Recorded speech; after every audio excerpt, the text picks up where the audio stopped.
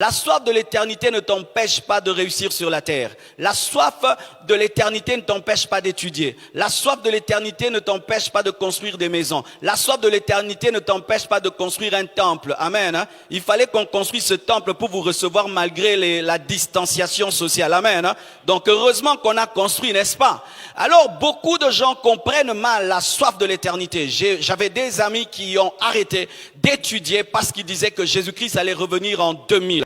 Et là, nous sommes en 2020, ils ont arrêté les études. Vous imaginez ça? Parce qu'ils avaient la soif de l'éternité. Mais une soif qui est mal comprise amène des échecs. Amen. Alors, j'aimerais parler à deux catégories de personnes, aux païens et aux chrétiens. Aux païens, j'aimerais vous dire que lorsque nous, chrétiens, nous aspirons et nous soupirons vers l'éternité, ce n'est pas parce que nous sommes des lâches. Ce n'est pas parce que nous avons échoué. Ce n'est pas parce que nous ne sommes pas intelligents. Ce n'est pas parce que nous ne pouvons pas nous battre. Nous avons tout ce que vous avez, mais nous savons qu'il y a plus que cela. C'est ça en soi. Amen. Hein? Ce n'est pas que nous n'avons pas la force d'étudier. Nous n'avons pas la force de construire des maisons. Nous n'avons pas la force d'avoir des millions. Nous pouvons avoir toutes ces choses, mais nous les avons même. Mais nous savons que ce n'est rien. Ce n'est rien et archi rien. Amen. Alors si mon frère chrétien, tu es là, dans ces enseignements, où va notre monde? Plus tu écoutes, plus tu deviens paresseux. Tu ne te laves plus parce que Jésus revient bientôt. Hein? Ah oui, tu ne brosses plus les dents, Jésus revient bientôt.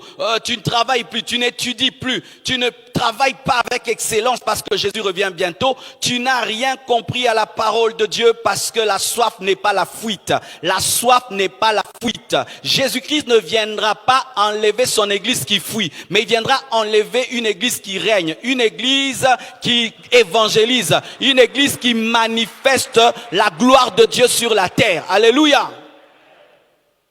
Alors vous qui êtes en train de fuir votre réalité, vos responsabilités au nom de Jésus-Christ revient bientôt, vous n'avez pas compris la parole parce que le même Paul qui dit qu'il soupirait après l'adoption de son corps et l'adoption de son corps était en train d'évangéliser les nations. Alléluia. Il était en train d'implanter des églises même s'il savait que Jésus revenait bientôt.